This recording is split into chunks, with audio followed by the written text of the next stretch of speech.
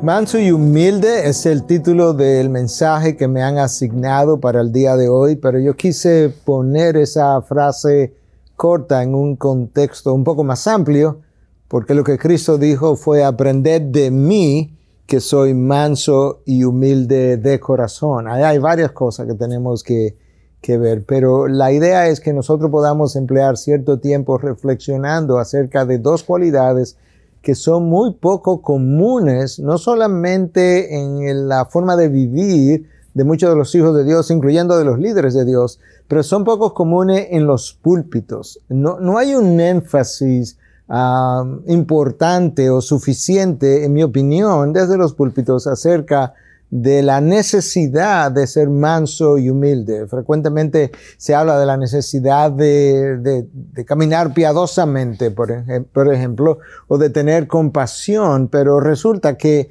la cualidad de ser compasivo depende mucho de algo que necesita estar primero, y es precisamente eso, el poder ser manso y humilde, algo que Cristo dijo que debíamos aprender de él. Yo quisiera leer el texto completo más que el texto completo, 2 o 3 versículos donde aparece esta fraseología que solamente aparece en un evangelio, aparece en el evangelio de Mateo, en el capítulo 11, y esto es lo que el texto nos dice.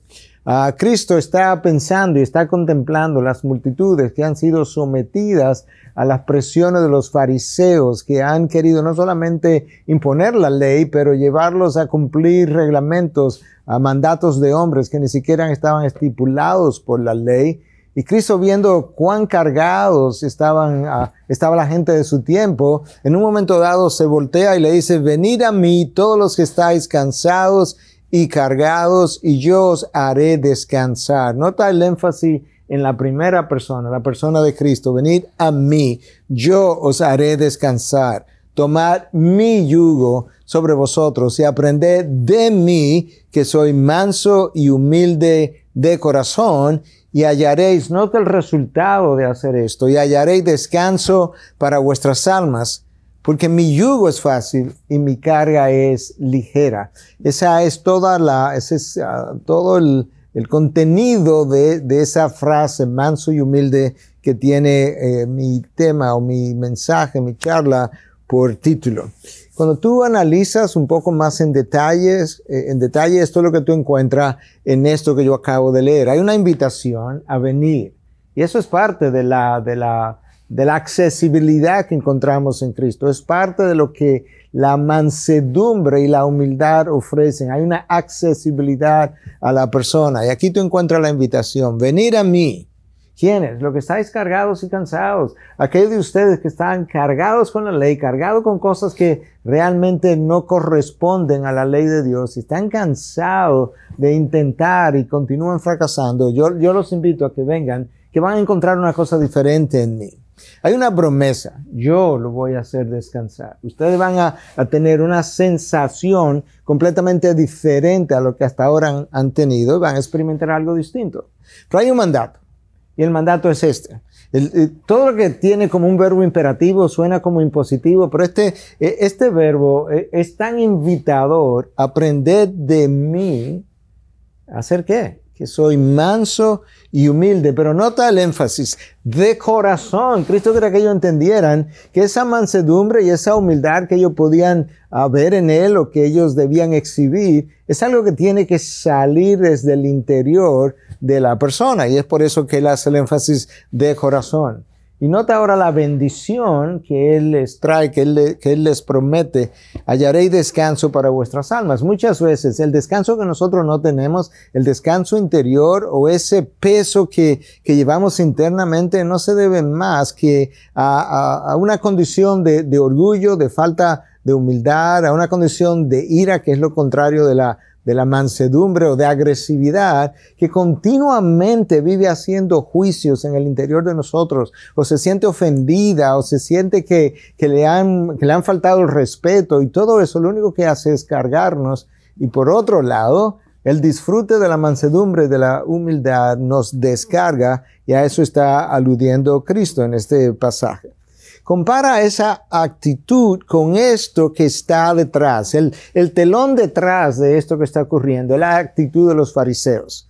Y aunque este texto que yo voy a citar ahora aparece en Mateo más adelante que lo que este primer texto que yo leí, este primer texto está en el capítulo 11, el que voy a leer ahora viene del capítulo 23, pero en este solo "ay de vosotros" de Jesús, 8 de ellos, pero voy a leer uno solo. En ese solo tú puedes ver cuál era el problema, porque es esta gente la que está cargando a aquellos a los que Cristo le estaba hablando. Y nota cómo Cristo se refiere a los fariseos. ¡Ay de vosotros, escribas y fariseos hipócritas! Este es un grupo que no tiene una cualidad en el corazón como él sí la tenía, que ellos están tratando de que otros sí tengan, cuando en realidad en su interior ellos no son así.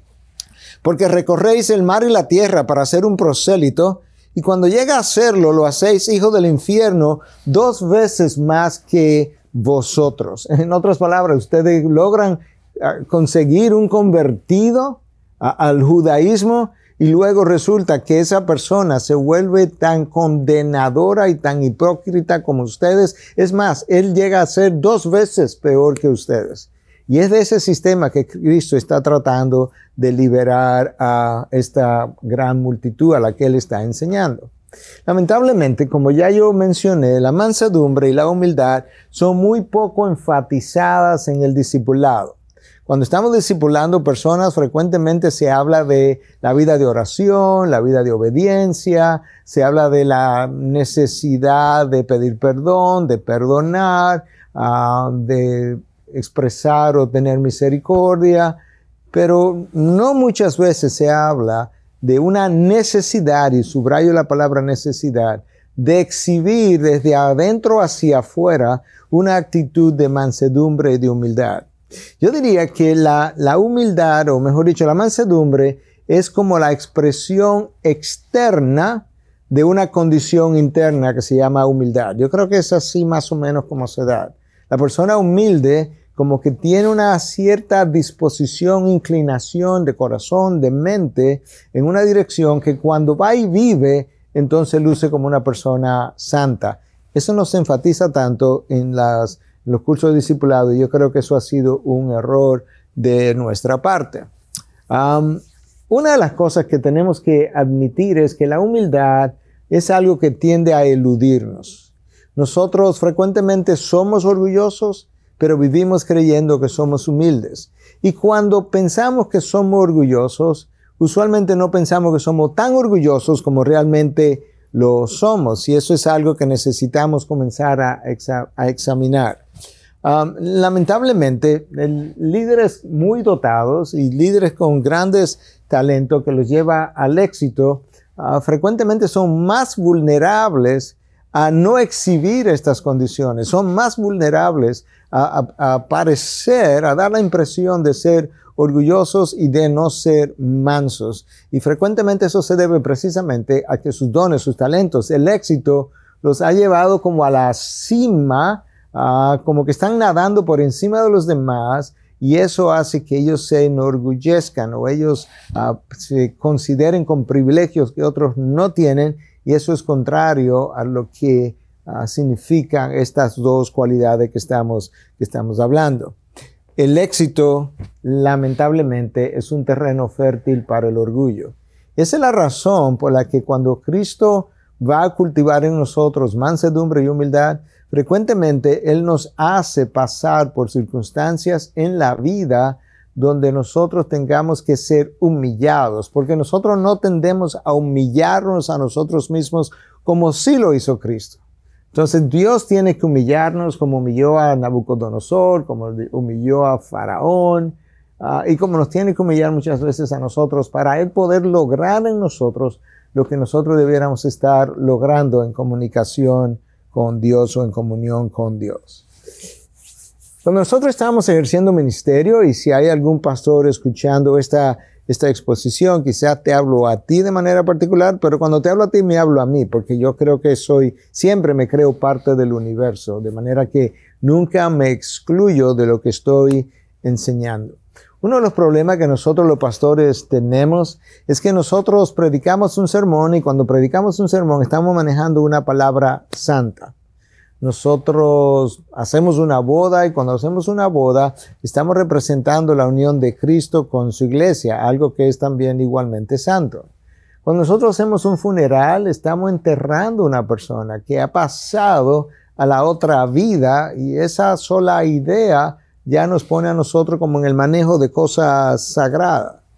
Cuando aconsejamos a una persona, ¿cómo la aconsejamos? Se supone usando la palabra de Dios, usando la revelación de Dios. Esa es la palabra santa, de manera que nosotros estamos continuamente manejando lo sagrado. Eso nos puede hacer orgullosos, aunque debiera hacernos más bien humildes al saber que con frecuencia pudiéramos o estamos trillando terreno santo y que con frecuencia entonces pudiéramos estar pecando al hacer esas cosas. De manera que el manejar las cosas sagradas, lamentablemente nuestra condición caída está produciendo algo completamente opuesto a lo que debiera producir en nosotros. Entonces, para continuar desarrollando la idea y enfatizar ahora la idea de ser manso y humilde, que es el tema que he asignado para esta charla, y para poder usar al mismo personaje que dijo, aprended de mí que soy manso y humilde, como la persona ahora que va a enseñarnos cómo esa humildad debiera lucir en términos prácticos, yo quiero usar otro pasaje que habla del Señor Jesucristo en su encarnación y cómo eso lució cuando Él decidió dejar a un lado su igualdad con Dios para venir a nosotros y habitar entre nosotros. Escucha lo que dice el texto de Filipenses 2 a partir del versículo 5. Haya pues en vosotros esta actitud, si tú quieres, si tú tienes tu Biblia, pon un círculo alrededor de la palabra actitud, que hubo también en Cristo Jesús, el cual, aunque existía en forma de Dios, tú puedes poner un círculo aquí alrededor de la palabra forma, no consideró el ser igual a Dios como algo al que aferrarse, sino que se despojó, subraya esto, a sí mismo. Dios Padre no es quien hace eso por Él se despoja a sí mismo, toma forma de siervo, se hace semejante a los hombres, y el texto continúa diciéndonos, y hallándose en forma de hombre, nota ahora, se humilló. A Él no lo humillan, Él se humilló a sí mismo, haciéndose obediente. Esa obediencia es el fruto de esta cualidad de humillación o de humildad que hubo en Él, y hubo obediencia hasta la muerte y muerte de cruz. Cristo es nuestro modelo. Cristo es a quien tenemos que imitar. Él es la persona que me hace la invitación, venid a mí, todos aquellos que estáis cargados y cansados, yo os haré descansar. Aprended de mí que soy manso y humilde y hallaréis descanso para vuestras almas. La persona que hace esa invitación es la persona que se ha despojado a sí mismo. Es la persona que ha hecho la encarnación por ayudarnos a nosotros, llevarnos a nosotros de un lugar en el que nos encontramos a un lugar donde teníamos que ir. Ahora, la pregunta sería, cuando tú miras en qué carta es que aparece ese texto, porque este texto habla de la unión de las dos naturalezas de Cristo, la naturaleza humana, la naturaleza divina. Yo esperaría, honestamente, encontrar un texto tan teológicamente pesado como ese, que apareciera como en el libro de Romanos, o que apareciera en el libro de Hebreos, o las dos cartas, las dos epístolas consideradas en el Nuevo Testamento como las más pesadas teológicamente hablando, porque esto no es pequeño, esto está hablando de la unión hipostática de Jesús, la unión de las dos naturalezas, la unión que nadie todavía acaba de entender, cómo que estas dos naturalezas se unen de forma permanente, indivisible, y aparece en una carta que ha sido llamada la carta del gozo, y aparece en una carta como que no tiene nada que ver con teología pesada. Es una carta eminentemente práctica, y ahí aparece este tema tan pesado. Entonces, ¿Qué estaba pasando en la iglesia de Filipos? Bueno, Pablo no nos dice con claridad porque él incluye ese texto ahí, pero yo es un poco de especulación santa. Quizás, la razón por la que Pablo está aludiendo a este texto es porque en esta iglesia estaba pasando algo que estaba dividiendo la iglesia. Y que Pablo entendía, quizás, porque no lo dice claramente así, quizás Pablo entendía, lo que ellos necesitan ver es la cualidad de humildad que hubo en Cristo para ver si se resuelve este problema. Porque hay dos hermanas, Evodia y Síntique, que vivían en armonía, que no estaban viviendo en armonía en el Señor. Entonces Pablo dice, yo les ruego a Evodia y a Síntique que vivan en armonía en el Señor, porque no lo están. En verdad, fiel compañero, que no es nombrado para nosotros, pero es alguien a quien Pablo confía y quizás es a quien él está enviando la carta. También te ruego que ayudes a estas dos mujeres. Hay un reconocimiento aquí de que ellas no lo van a poder hacer solas, que han compartido mis luchas en la causa del Evangelio. Estas no son dos miembros comunes y corrientes. Estas son gente que peleó con Pablo a favor de la causa de Cristo y de repente no están en armonía, junto con Clemente y los demás colaboradores míos, cuyos nombres están en el libro de la vida. Y Pablo le dice, yo necesito que tú ayudes a Evodia y a Síntique a ponerse de acuerdo.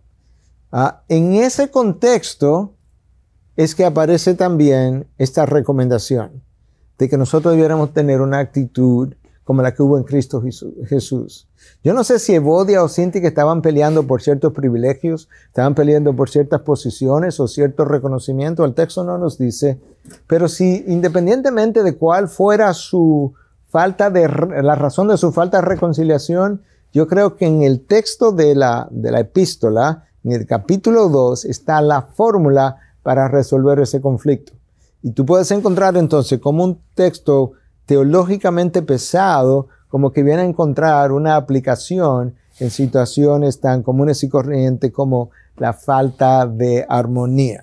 Ahora, nota, vamos a tratar de desempacar un poco el texto que leímos. Pablo los invita a ellos a tener esta misma actitud. La palabra en el griego es esto, phroneo, que hace referencia a una forma de pensar. Por eso es que algunas traducciones dicen que haya en vosotros esta misma mente que hubo en Cristo Jesús. Porque la palabra pudiera ser traducida de esa manera. Es una forma de pensar. Esa forma de pensar alude a una inclinación natural de nuestros pensamientos. Entonces Pablo está diciendo que haya en nosotros una inclinación natural, como que mi mente se fuera a esa dirección, como la hubo en Cristo Jesús. ¿Cuándo la hubo? Antes de la encarnación. La razón por la cual la encarnación a él se le facilitó fue porque previo a la encarnación él tenía una inclinación natural a hacer algo de lo cual vamos a hablar en varias ocasiones. Entonces, de nuevo, aquí la palabra actitud puede ser traducida como mente. Esa es la mente que tú y yo debemos tener. ¿Cuál? La que hubo en Cristo Jesús. Entonces, antes de encarnarse, pudiéramos decir que Cristo tuvo una actitud mental, una disposición de espíritu y una inclinación natural. Entonces, antes de tú ocupar una posición en la iglesia, antes de hacer un trabajo que alguien te pida, aunque no tenga posición en la iglesia, tú debieras comenzar no preguntando qué es lo que hay que hacer, sino tú debieras estar abrazando una actitud mental, una disposición de espíritu, una inclinación natural. No importa lo que me pidan, no importa lo que haya que hacer o para quién lo voy a hacer. Como yo lo voy a hacer para el Señor en el último caso, entonces yo voy a tener la disposición correcta porque eso es lo que es congruente con el modelo que Cristo nos dejó. Entonces eso es exactamente qué es lo que Dios espera antes de nosotros emprender una misión, un ministerio o cualquier otra cosa que vayas a hacer en la iglesia. Y eso es lo que la iglesia de hoy carece tanto. Vamos a hacer un paréntesis ahora.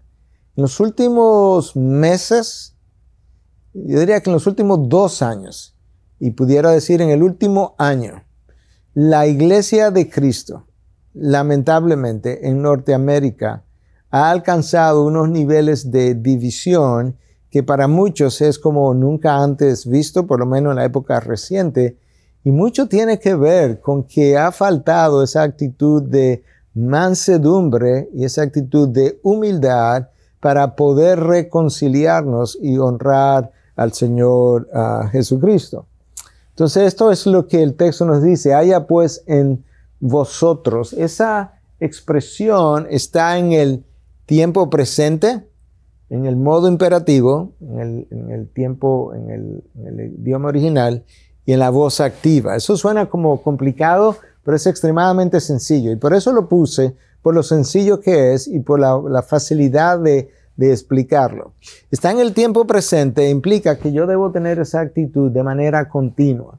No es como que yo hoy tengo una actitud X que mañana yo pudiera no tener. No, es algo que yo debo tener continuamente en la medida en que yo vivo mi fe cristiana, en la medida en que yo trato de vivir el evangelio.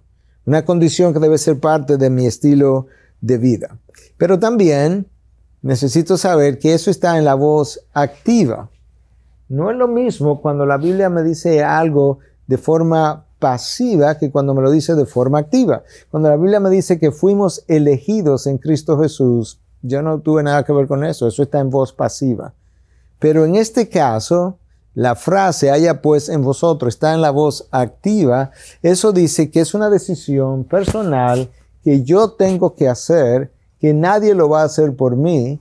Obviamente Dios pudiera sobreponerse a mi voluntad, a mi personalidad, a mi rebelión, pero Dios está tratando de trabajar de tal manera que yo contribuya al proceso de santificación de una manera responsable, y de ahí entonces que hay múltiples cosas que están dichas en la voz activa, como esta es una de ellas. Y el modo imperativo implica que esto no es una opción que yo tengo. Esto es algo que yo tengo que hacer. Esto es un mandato que a mí se me ha dado. Y por otro lado, está en el tiempo presente. Esto es algo que debe caracterizar mi vida, que yo sea reconocido porque esa actitud está en mí. Entonces, ¿cuál es la actitud que debe permanecer en mí continuamente? Bueno, el texto que leímos dice que debe ser la actitud que hubo en Cristo Jesús. Entonces, ¿cómo? ¿Cuál fue esa actitud? Bueno, él existía en forma de Dios. La palabra en el original es morfe, y la expresión es una expresión externa de una realidad interior. Cristo en sí mismo era Dios, pero esa condición de divinidad que estaba en su interior, entonces iba a tener una expresión exterior. ¿Okay? Entonces, el Dios que no podía ser contenido por los cielos, por su divinidad, la expresión externa de esta actitud que hubo en él fue que él fue tan humilde que él fue capaz de introducirse en un vientre, en un útero por 9 meses, y Cristo comienza a descender desde el pináculo más alto para llegar a su condición más baja cuando estuvo crucificado ahí como un ladrón o un criminal cualquiera al lado de 2 otros ladrones. Esto es algo que yo he dicho en otras ocasiones, y es que aún yo hiciera exactamente lo mismo, yo nunca voy a llegar al grado de humillación que Cristo llegó, porque si yo fuera a terminar crucificado, si yo terminara lavando los pies de muchos, la realidad es que cuando yo comience a descender, yo estoy descendiendo desde el último peldaño hacia abajo, pero Cristo comenzó a descender desde el primer peldaño hasta llegar al más bajo, y aún después de bajar hasta allá, yo simplemente sería una criatura pecaminosa. Cristo es el creador puro, santo, que nunca pecó, de manera que su humillación fue extraordinariamente especial. Él comienza como creador, yo comienzo como criatura. Él hubiese comenzado o comenzó como Señor, yo comienzo como un esclavo, esclavo del pecado. Él comienza exaltado, sobre todo yo tengo una condición caída. Como criatura caída, corrompida, con una mente entenebrecida, con un corazón de piedra, una voluntad rebelde, orgullosa, prisionero del pecado, yo merezco todo tipo de humillación. Cristo no. Cristo carecía de todas y cada una de esas cualidades, no se merecía ninguna de ellas, y sin embargo fue tratado como si Él tuviera las condiciones que tú y yo tenemos en nuestra condición caída. Él disfrutaba de la pureza del reino de los cielos, donde no hay pecado, de la adoración de los ángeles y arcángeles. En esa condición de Dios, Cristo mira hacia abajo, ve la necesidad que nosotros teníamos, en su amor y compasión decide descender, decide encarnarse y venir a hacer algo por nosotros para sacarnos de la vergüenza. Él desciende de la gloria a la vergüenza para encontrarnos en vergüenza y llevarnos a la gloria. Esa es la actitud que hubo en Cristo Jesús, la inclinación. Y luego habla de que Cristo se despojó. Nota, Él lo hace. Nadie lo despoja, Él se despojó a sí mismo. ¿Qué implica eso de que se despojó a sí mismo? No está hablando de que Él dejó atributos a un lado. No, Él dejó de funcionar como Dios en la esfera superior para venir aquí a la esfera inferior del planeta Tierra a funcionar como hombre, como si Él fuera un simple ser humano, aunque no dejó de ser Dios nunca. Es como que dejó su gloria, no su divinidad, pero sí su gloria, sus privilegios, los beneficios de los cuales Él disfrutaba. La adoración, como ya dijimos, de serafines, ángeles, arcángeles y demás.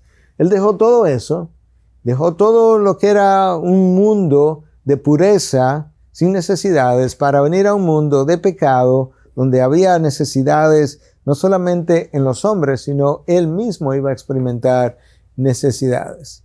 Y la pregunta entonces es, ¿por qué dejar una posición tan privilegiada para descender hasta nosotros? Bueno, la respuesta sería por amor. Pero ¿sabes qué?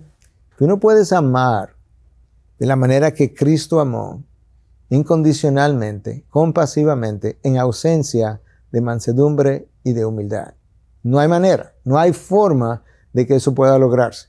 De manera que hay cosas que necesitan como ser prerequisitos para que otras se puedan dar.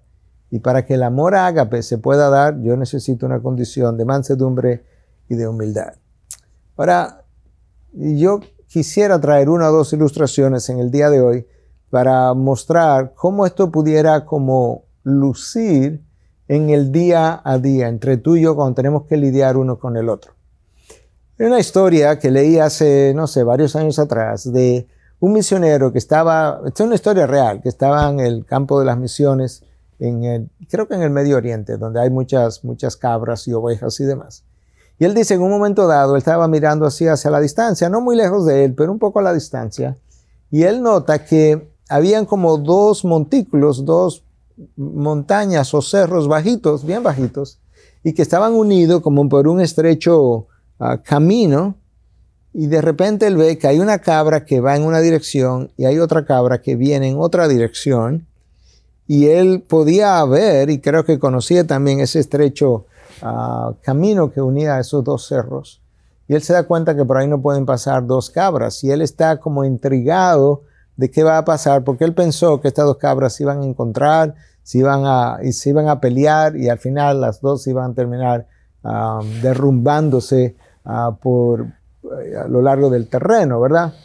Pero él dice que él se quedó mirando así fijamente, y de repente él notó que una de las dos cabras llegaron de frente, se miraron, y una de las dos se bajó tan bajita como ella podía bajarse, la otra brincó, saltó por encima de ella y siguió su camino, y la que estaba aplastada también se paró y siguió su camino. Eso es como la mansedumbre y la humildad lucen. Eso es como Cristo lució. Él bajó y bajó y bajó y bajó, y por así decirlo, a manera de ilustración, el hombre le pasó por arriba, y luego ese hombre que llegó a conocerlo pudo levantarse, ser perdonado, encontrar vida eterna, seguir el camino hacia el reino de los cielos, y él pudo al tercer día levantarse también de la tierra y seguir su camino hacia los cielos, y luego encontrarse los dos en ese reino. Eso es como debiera darse en nuestros conflictos interpersonales, en la manera en que nosotros nos encontramos en posiciones distintas en las iglesias. Uno de los dos necesita descender y permitir que el otro pase por encima con la meta, con la idea de poder honrar lo que Cristo ya hizo primero que nosotros. Cristo es el creador y Él estuvo dispuesto a renunciar. ¿Okay? La palabra clave ahí es renuncia. La criatura, sin embargo, no renuncia, tiene una renuencia. Las dos palabras se parecen, pero son completamente distintas. Y eso es el problema, que mientras el creador renuncia, la criatura tiene renuencia. Tiene una renuncia a ceder sus derechos, a ceder sus privilegios, a ceder sus posiciones. Ahí ven, aún a conceder la posibilidad de que él esté equivocado y que el otro esté en lo correcto. Entonces, ¿qué nosotros hacemos? Nosotros empuñamos la posición, empuñamos el privilegio, reclamamos el derecho. Porque así somos nosotros. Nosotros tenemos un orgullo tan inquebrantable que nosotros preferimos perder con el orgullo no quebrantado a ganar en sumisión. Si para yo ganar yo tengo que someterme, no, mejor yo pierdo sin someterme, con un orgullo inquebrantable. Bueno, lamentablemente, eso no es lo que Dios espera de nosotros. Y por otro lado, el siervo encuentra su valor no en las cosas de este mundo temporal, sino que él encuentra su valor en las cosas del mundo venidero. Tú no puedes, como siervo de Cristo, representar a lo que Él hizo, su ejemplo, seguir sus huellas, haciendo todo lo opuesto de lo que Cristo hizo. Entonces, cuando tú entiendes cuál es tu llamado, cuál es tu posición, tú entiendes que básicamente lo que tú eres un siervo para la gloria de Dios. No eres nada más que eso. La preocupación de un siervo para la gloria de Dios es básicamente una sola. Y es de qué manera él puede reflejar el carácter de su amo. Esa debe ser. Tu preocupación, voy a decir única en un sentido, es de qué forma yo puedo complacer a mi amo. Una vez nosotros entendemos que ese es nuestro llamado, se nos hace mucho más fácil hacer cualquier cosa. ¿Por qué? Porque mi preocupación no es que los hombres me aprueben, que me aplaudan, no es la popularidad. Mi preocupación es básicamente complacer a mi único Dios. Yo recuerdo que hace unos años atrás, yo no recuerdo si el presidente de turno en Estados Unidos era Clinton o era alguien distinto, pero alguien le preguntó al jefe de personal de la Casa Blanca y le dice, yo creo que tu trabajo debe ser bien complicado, ¿no? Y él le dice, si tú supieras que no, mi trabajo es bastante sencillo. Y la persona se quedó como un poco chocada y le dice, sí, en realidad yo tengo una sola preocupación y es complacer al presidente. Bueno, si eso lo puede decir alguien a ese nivel, imagínate cuál debiera ser la preocupación de los hijos de Dios que le servimos a ese Dios. Entonces, Cristo dejó lo que le pertenecía. ¿Qué tan diferente es eso a nosotros que empuñamos lo que le pertenece a Dios? Porque en realidad nosotros no tenemos nada aquí debajo. Las ovejas las empuñamos, ¿no? Eso le pertenece a Dios. El ministerio queremos empuñarlo, pero eso le pertenece a Dios. Los púlpitos queremos empuñarlos, pero eso le pertenece a Dios. Los discípulos tenían que aprender a renunciar si iban a trabajar para Dios, renunciar al control, renunciar a querer controlarlo todo, cuando en realidad es Dios que tiene ese control.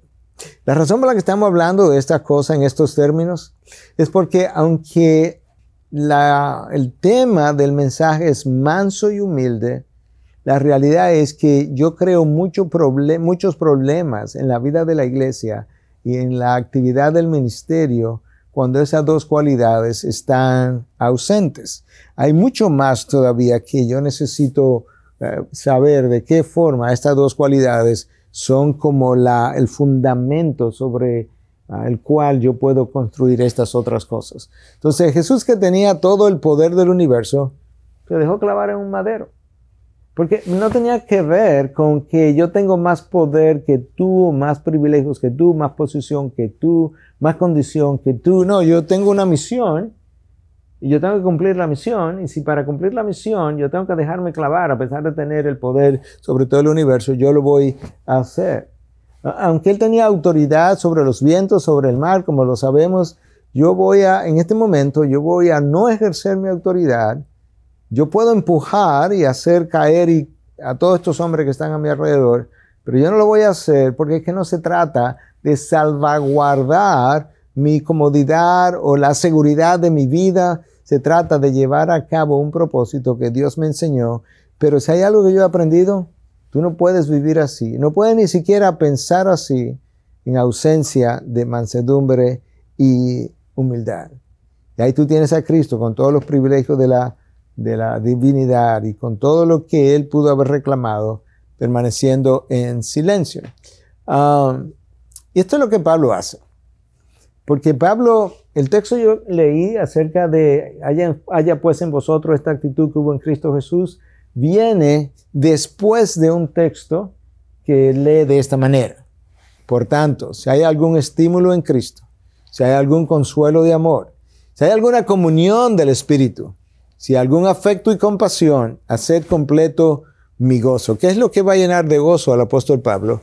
Siendo del mismo sentir, conservando el mismo amor, unidos, la unidad, no la división, en el mismo espíritu, dedicados a un mismo propósito. Y ahora bien, nada hagáis, en otras palabras, esto que yo acabo de decir, tú no lo vas a poder lograr a menos que esto se dé. Nada hagáis por egoísmo o por vanagloria, sino que con actitud humilde, ahí está la palabra nuestra, cada uno de vosotros considera al otro como más importante que a sí mismo. Tú no vas a hacer eso sin mansedumbre, no buscando cada uno sus propios intereses, sino más bien los intereses de los demás. Después de esto, es que el apóstol Pablo dice, por tanto, haya pues en vosotros esta actitud que hubo en Cristo Jesús. Pero esto es lo que lo precede, y nota entonces la necesidad de que estas cualidades estén presentes. Déjame devolver un momento, si lo puedo lograr. Uno más. Nota varias cosas aquí. Primero, el mismo sentir. ¿Cómo yo llego ahí sin humildad? La humildad es la que considera al otro como superior y que está de acuerdo a ponerse de acuerdo con el otro y el otro conmigo para hacer de un mismo sentir. ¿Cómo yo llego a estar unidos en espíritu? Bueno, si yo puedo amar y conservar el amor ágape que Dios nos llamó. ¿Cómo yo puedo hacer todo eso? Bueno, si tú no estás pensando en ti mismo, no eres egoísta, sino que tú estás pensando en el otro como superior a ti mismo. Y tú puedes ver entonces cómo estas condiciones están entrelazadas y son necesarias.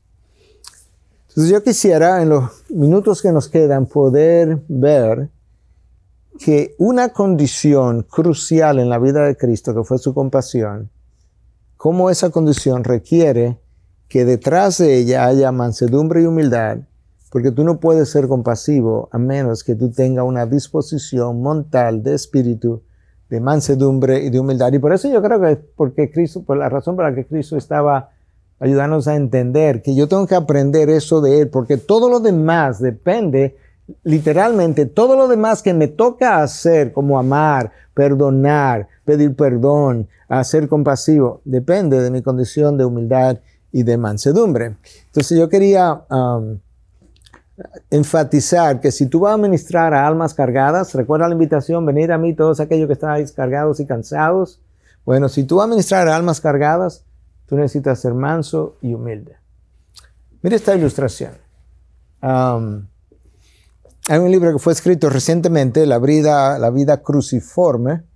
En realidad ese es el apellido del libro, se llama The Cross Before Me, la cruz delante de mí. Y ahí hay una historia que a mí me llamó mucho la atención, de un señor que va en un tren y tiene 2 hijos. Y entonces esos 2 hijos están como alborotados, decimos nosotros, alterados, un poco agitados en el tren. Y el hombre está ahí como cansado, medio durmiéndose, y los hijos están molestando en cierta manera a los demás pasajeros, y el resto de los pasajeros están molestos porque el Señor como que no está haciendo nada al respecto.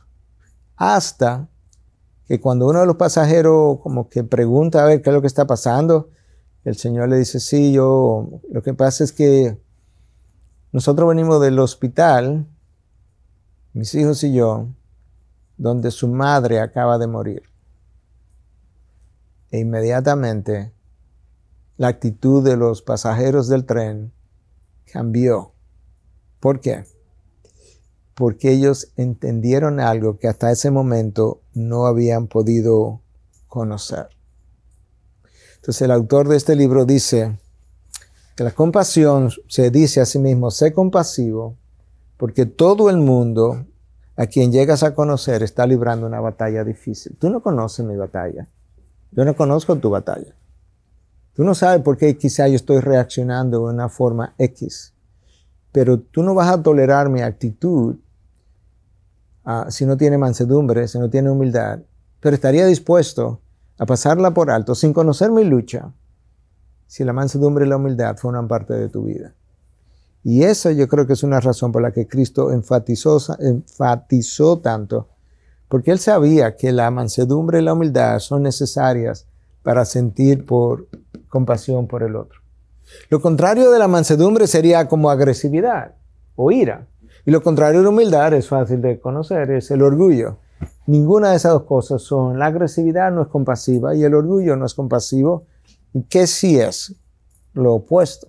Esas dos condiciones que Cristo quiere que tú y yo aprendamos de Él.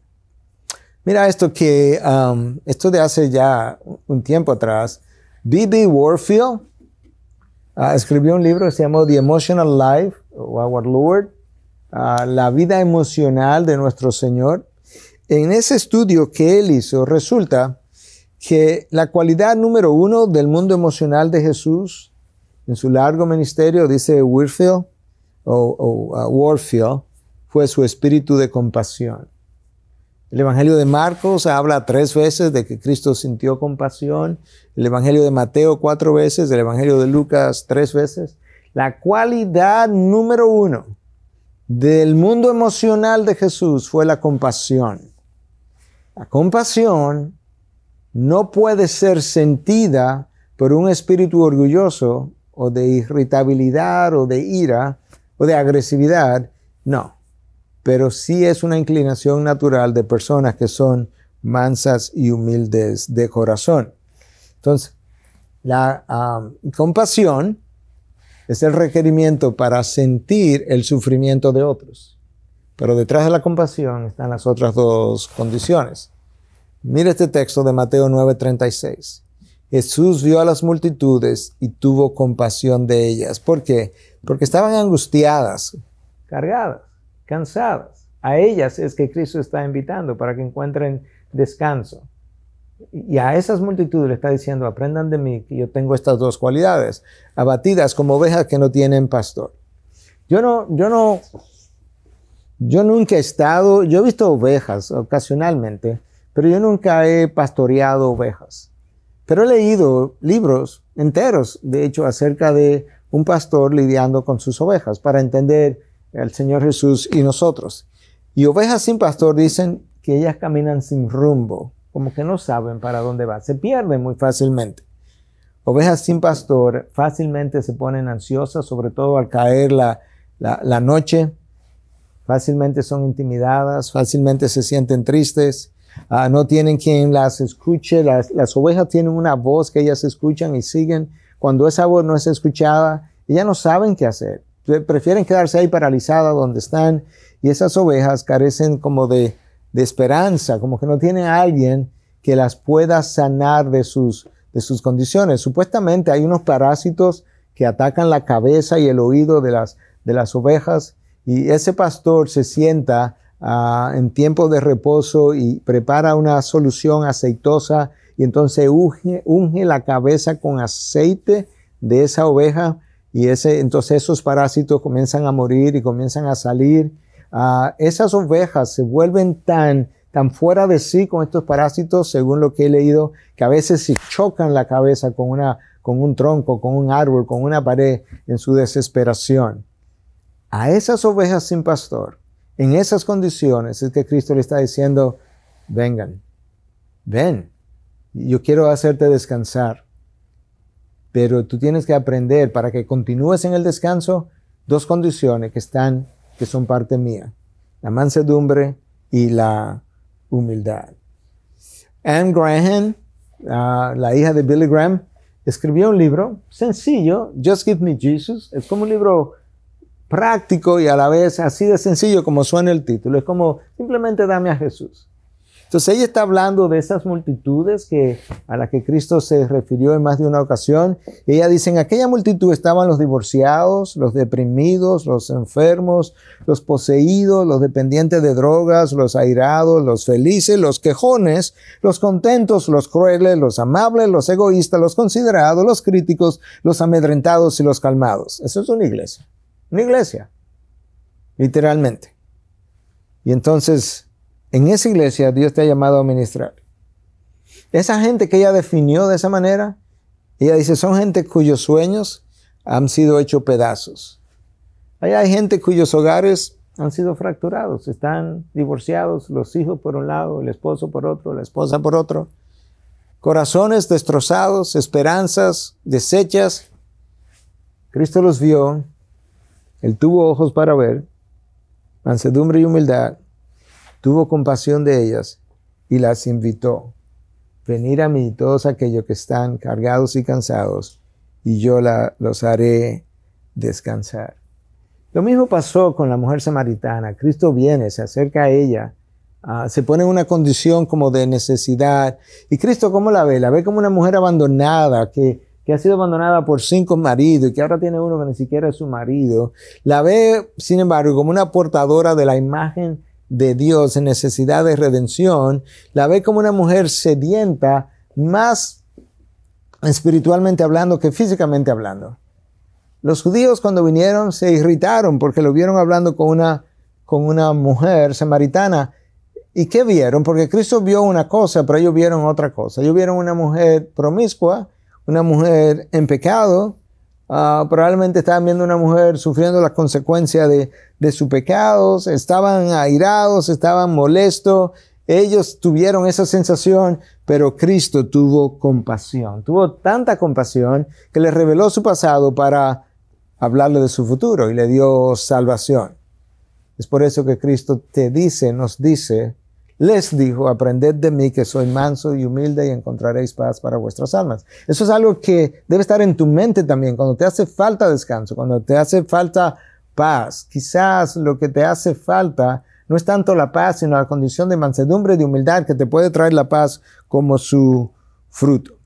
Y entonces, avanzando, porque ya el tiempo se me ha ido, lo que produjo o el resultado final en la persona de Cristo, de tener esa disposición mental de la que hablamos en un principio, es que Él fue capaz de la autohumillación hasta el punto de llegar hasta nosotros. Muy diferente a nuestra rebeldía, porque son nuestros corazones rebeldes los que necesitan ser sometidos. El corazón sumiso de Cristo fue sometido voluntariamente. Nosotros muy raramente sufrimos la autohumillación. Nuestro ego es demasiado grande, nuestro ego es más grande que nuestra voluntad. Y hay muchos de nosotros, lo más importante es hacer que nuestra opinión o posición prevalezca, como estaban Evodia y Síntique, pero no la disposición de estas 2 cabras de montañas que se juntaron y una le da paso a la otra de forma tal que ninguna sufrió daño y cada cual pudo continuar por su camino. Yo creo que eso nos da a nosotros una idea de la importancia que tiene ser manso y humilde y al mismo tiempo del requerimiento que es estas 2 cualidades para nosotros poder experimentar la compasión que Cristo tuvo por los pecadores y por ovejas que caminaban como ovejas sin pastor. Que Dios los bendiga, que Dios pueda aplicar este mensaje a tu vida y tú lo puedas aplicar a tu congregación o a tu familia o a cualquier otro o a un grupo pequeño en el que tú te encuentres, a personas que Dios traiga a tu presencia. Bendiciones.